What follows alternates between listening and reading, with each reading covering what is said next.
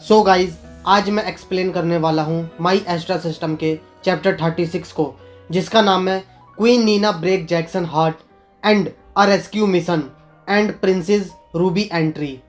System ने बताया कि रेड अभी भी जीवित है, जिस पर जैक्सन ने उत्सुक होकर कहा, इसका मतलब रेड अभी जीवित है। यस, शायद इसीलिए मेरा दिल मानने को तैयार नहीं था कि रेड अब नहीं रहा। मिस्टर लेजेंड गुस्से में कहता है, बेवकूफ मत बनो, मैंने खुद उसकी लाश को देखा है, उसने मेरे हाथों में दम तोड़ा था।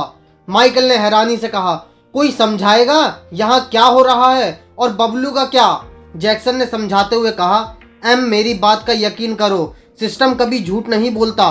अगर उसका कहना है तो ये सच ही होगा। हमें अब रेड को बचाने के बारे में सोचना होगा। माइकल ने टोकते हुए कहा, तुम जैक्सन, मैं कब से देख रहा हूँ कि तुम मुझे नजरअंदाज कर रहे हो। तुम मेरी बात का जवाब क्यों नहीं देते? और तुम्हें कैसे पता कि रेड जिंदा है? और बबलू का क्या? जैक्सन कुछ देर सोचा कि अब वो माइकल से क्या कहे, क्योंकि माइकल सिस्टम की बात पर यकीन नहीं करेगा। तो उसने बहाना बनाते हुए कहा, मेरे पास शक्ति है, मैं उसी की मदद से रेड को महसूस कर सकता हूँ, वो जीवित है। माइकल को यकीन हो गया, क्योंकि इस तरह की शक्ति पहले भी कई लोगों के पास देखी जा चुकी है। माइकल ने उत्सुक होकर बबलू के बारे में पूछा, जिस पर जैक्सन ने सिस्टम से बबलू के बारे में पूछा। सिस्टम ने जवाब दिया, system voice, subject name Bablu, age 250 साल, डेट ऑफ बर्थ 10 मार्च सन 4850, date of death immortal, total year of life no record.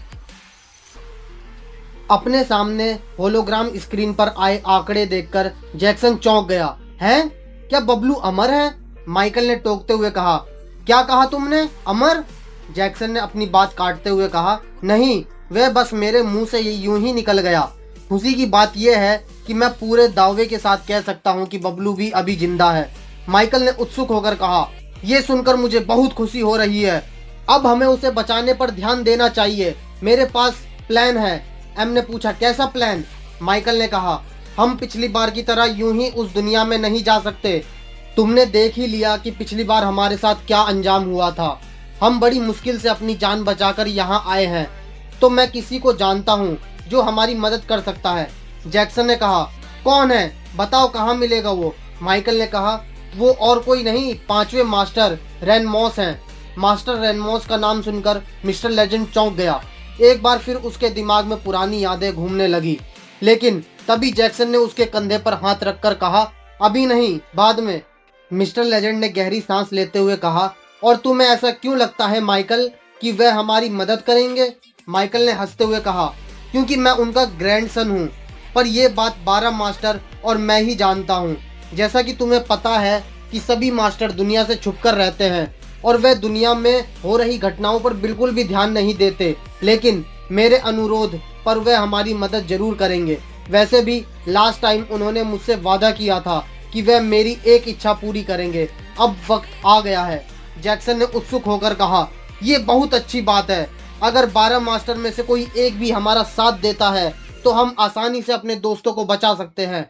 Michael ने कहा, तो ठीक है, तुम सब मुझे आज शाम 5 बजे मिलो, हम आज ही उनसे मदद मांगने जाएंगे। मिस्टर लेजेंड ने सोचते हुए कहा, हम नहीं, सिर्फ तुम दोनों उनके पास जाओगे, मेरा उनसे कोई वास्ता नहीं। माइकल ने कहा, तो क्या तुम रेड को बचाने के लिए अपना योगदान नहीं दोगे? मिस्टर लेजेंड ने कहा, वह बात नहीं है। अगर मैं तुम्हारे साथ गया तो वह हमारी मदद करने से साफ इनकार कर देंगे, क्योंकि 5वें मास्टर मुझसे नफरत करते हैं। माइकल ने हैरानी से कहा, लेकिन क्यों? वह तो बहुत अच्छे इंसान है, तो भला वह तुमसे नफरत क्यों करेंगे? मिस्टर लेजेंड ने गुस्से में कहा, अपनी बकवास बंद करो। अच्छे? वह तुम्हारे लिए होंगे, मेरे लिए नहीं। अगर मैं तुम्हारे साथ गया तो वे हमारी मदद करने से भी इनकार कर देंगे। जैक्सन ने एम को शांत कराने की कोशिश करते हुए कहा, एम शांत हो जाओ, और तुम भी हमारे साथ चलोगे, जो होगा देखा जाएगा। यहाँ तक आ गए हैं तो पीछे नहीं हट सकते। जैक्सन के मनाने पर मिस्टर लेजेंड भी साथ चलने के लिए मान जाता है। माइकल वहां से चला जाता है। शाम के 5 बजते ही माइकल उत्तर साम्राज्य के मुख्य द्वार पर उनका इंतजार करता है। उसने 8 घोड़ों वाला रथ बुलाया था। माइकल उन्हें अपने राज्य अग्नि देश ले जा रहा था। जैक्सन और मिस्टर लेजेंड पसीने से भीगे हुए थे। जैक्सन उदास था। माइकल ने आवाज देते हुए कहा, तुम दोनों इतनी धीरे क्यों चल रहे हो? जल्दी करो, हमें निकलना भी है। एम ने जैक्सन से कहा। अब बस करो जैक्सन, भूल जाओ रानी नीना की बातें। ये लड़कियां ऐसी ही होती हैं। अब चलो, वरना ये राजकुमार चिल्ला चिल्ला कर सिर खा जाएगा। जैक्सन और एम रथ पर सवार हुए। उनके बीच में माइकल बैठा था। माइकल ने उसके उजड़े हुए चेहरे को देखकर कहा, मैंने तुम्हें 5 बजे तक का टाइम इसलिए दिया था ताकि तुम नहा धोकर फ्रेश हो जाओ और कपड़े बदल लो, लेकिन तुम दोनों ऐसे ही आ गए। और जैक्सन, तुम्हारी शक्ल पर 12 क्यों बज रहे हैं? क्या हुआ है, कुछ बताओगे? जैक्सन ने शांत स्वर में कहा, कुछ नहीं, बस आज दिल दुख रहा है, जैसे किसी ने दिल में तीर मारा हो। माइकल ने जैक्सन के माथे पर हाथ रखते हुए कहा, तुम्हारी तबीयत तो ठीक है? तुम कैसी बहकी बहकी बातें कर रहे हो? अगर तुम्हारे दिल में तीर लगा है तो तुम अब तक जीवित कैसे हो? माइकल के शब्द सुनकर जैक्सन ने गुस्से से उसे देखा।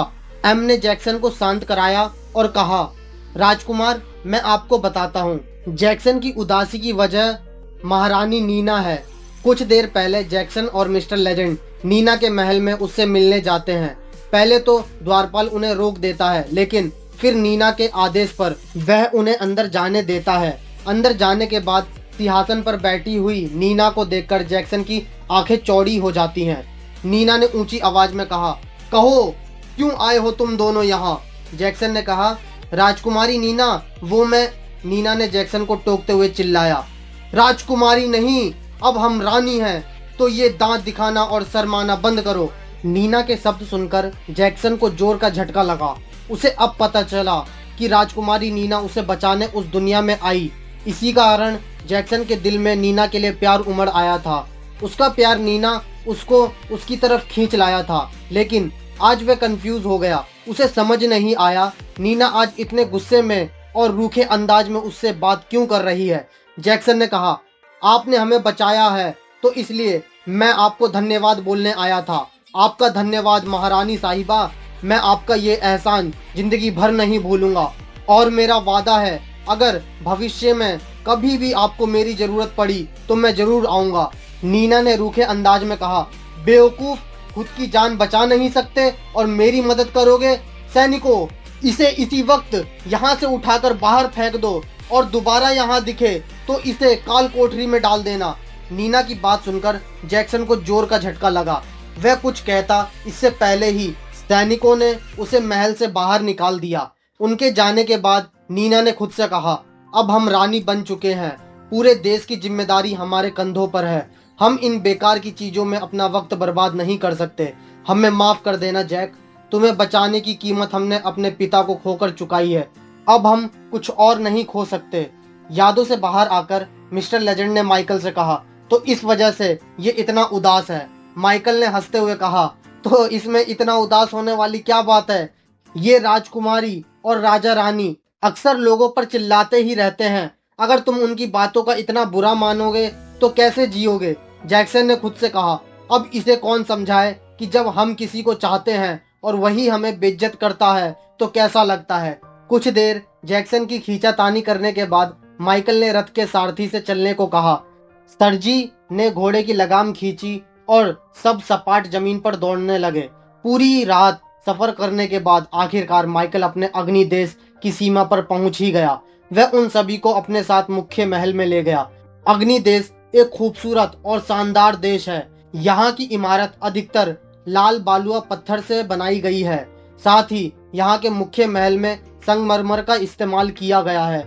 माइकल ने महल में जाने के बाद ताली बजाई और एक साथ 20 सुंदर नौकरानी वहां आ गई। माइकल ने आदेश देते हुए कहा, ये दोनों हमारे खास दोस्त हैं, इनकी अच्छी खातिरदारी की जाए। चंचल नामक जवान नौकरानी वो स्वर्ग की अप्सरा के समान खूबसूरत दिख रही थी।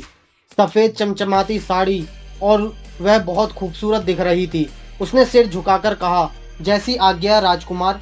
माइकल ने कहा, मिस्टर लेजेंड और जैक्सन, तुम दोनों फिक्र मत करो, ये बस थोड़ी ही मस्ती करती है, ज्यादा नहीं। तो तुम अभी इनके साथ जाओ और फ्रेश हो जाओ, तब तक मैं 5वें मास्टर से मिलने की तैयारी करता हूँ। इतना कहकर माइकल अपने कक्ष की ओर चला गया। जैक्सन ने फुसफुसाते हुए कहा, थोड़ी मस्ती, इसका क्या मतलब है? मिस्टर लेजेंड ने सांस छोड़ते हुए कहा, पता नहीं। उन सभी जवान और बेहद ही खूबसूरत नौकरानी ने उन दोनों को चारों तरफ से घेर लिया और फिर उनके हाथ पैर और पीठ को धक्का मारते हुए उन्हें अपने साथ ले जाने लगी। उन दोनों ने उनको हटाने की कोशिश की पर वह उनसे दूर नहीं हुई। वह सभी उन दोनों को लेकर महल के पिछले दरवाजे से बाहर ले गईं। वहां एक बड़ा गर्म पानी का तालाब था। उन्होंने जैक्सन और मिस्टर लेजेंड को पानी में डाल दिया पर वक्त रहते मिस्टर लेजेंड वहां से भाग खड़ा हुआ। वो छलांग मारकर दीवार के ऊपर हिस्से पर चढ़ गया। वहां से जाने से पहले मिस्टर लेजेंड ने जैक्सन के ऊपर तरस खाते हुए कहा, बेचारा जैक्सन, ये लड़कियां इसे बच्चे की तरह नहला रही हैं। यकीनन अग्नि देश का राजा एक नंबर का अय्याश होगा जिसने अपने मेहमानों के लिए ये सब रखा है। वह खुद किस तरह की अय्याशी करता होगा। जैक्सन ने अपने सीने पर हाथ रखते हुए कहा, मुझे छोड़ दो, जाने दो। देखो मैं वैसे लड़का नहीं हूँ। एम, तू खड़ा खड़ा क्या देख रहा है? बचा मुझे। एम जैक्सन की आवाज़ सुनकर दीवार से दूसरी तरफ कूद गया पर उस तरफ भी एक गर्म पानी का तालाब था। वो सीधा तालाब में गिरा। वहां गिरने के बाद एक लड़की की चीखने की आवाज़ आई, कौन है? एम ने पानी से मुंह निकाल कर देखा। उसके सामने एक बेहद ही खूबसूरत और रेशमी बालों वाली लड़की खड़ी थी।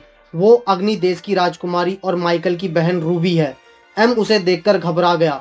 उसकी खूबसूरती देखकर एम के होश उड़ गए। वह बस बिना पलके झुकाए उसी को देखा जा रहा था। ये देख राजकुमारी रूबी ने चिल्लाना चाहा लेकिन तभी एम आगे बढ़कर उसके मुंह पर हाथ रख देता है। एम कहता है, मैं यहाँ गलती से आया हूँ, मुझे माफ कर देना, पर प्लीज चिल्लाओ मत। आज राजकुमार के साथ हमें एक जरूरी मीटिंग पर जाना है।